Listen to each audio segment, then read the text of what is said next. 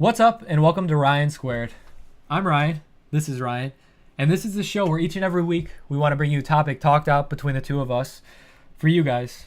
So for this week, I wanted to get into discuss your high affinity with Todd Rundgren, how you feel about him, his current state, how he tours, all that kind of stuff. His current state, utopia. Oh, or just current state as in state, the album, which is funny how that all works out. But yeah, I mean, right now we're very fortunate that we live in Ohio. Yes. And he comes to Ohio multiple times a year. Yes. So that's great. So, like, the intro to Todd Rundgren, because I did not know about him until I started becoming friends with Podolsky, as well as my friend Katie that I met in high school. Two families that really, really like Todd Rundgren. Now, the only exposure I'd had to Todd Rundgren before this was not even realizing I was listening to Todd Rundgren two different times, which is Bang on the Drum. I was just going to say that on the radio. You know, I don't want to work. Yeah. I want to, that song. You've heard it in movies. Wait, what about on The Office? Michael Scott with this thing, he's like, I don't want to work. I just want to bang on this cup all day or something. And he's like flicking it. It's good. It's good. And you've guaranteed look up Bang on the Drum All Day by Todd Rundgren. You will know exactly what song it is. Yeah. You might not like it. Some people call it dad music. Whatever. Now, the other movie, I love Dumb and Dumber. It might make me dumb. But Todd Rundgren was a very big guide behind that soundtrack to that movie. And I had grown up hearing him in that. Mm-hmm. So when I got to see him live recently, you start to see an artist that has a plethora of music. You know, he was making music in the early 70s from a young age in the Nas, trending into Todd Rundgren, his own separate thing, and Utopia, where he was in a band with these other really, really talented musicians that he still actually tours with today. Mm-hmm. So the cool thing with Todd, you listen to him, you got your 1970s rock, you'll occasionally get your dad rock, you will get some R&B stuff that he does because he's really experimental, and then he also trends into some electronic music, which some of it's actually good, and he writes all his own music, give or take a couple songs that he might have covered and had someone help write. But I just think it's inspiring to see someone that is in their 60s or however old he is performing, engaging fans, coming back to small towns in Ohio to perform.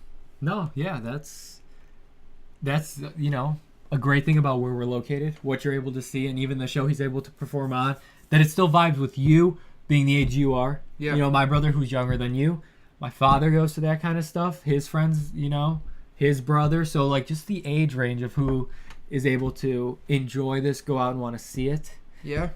I think at the show, as a 24-year-old, I think I was the youngest person there. And then I was surrounded by people in their 50s and 60s and people in between. But there was not, most of these fans have been following Todd since one of his live albums that he performed at the Agora in Cleveland. Mm-hmm.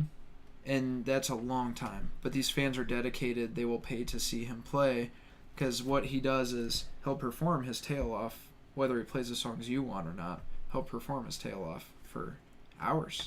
I just want to say that, you know how you said fans who will pay to see him? Yes.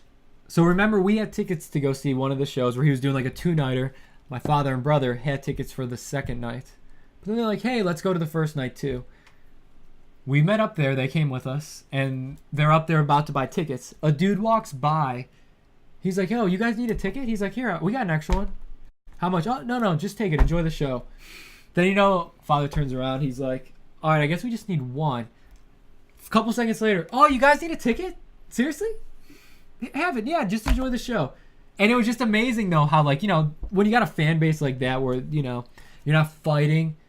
Well, I don't want to say they're going to fight or anything, but just you're so giving. Hey, here's a ticket. Oh, no, don't even pay me for it. Just enjoy the show. That has something to say for itself, like the community that he's been able to have. I would say, to paint a picture for those of you who are like, who is he talking about? I don't care.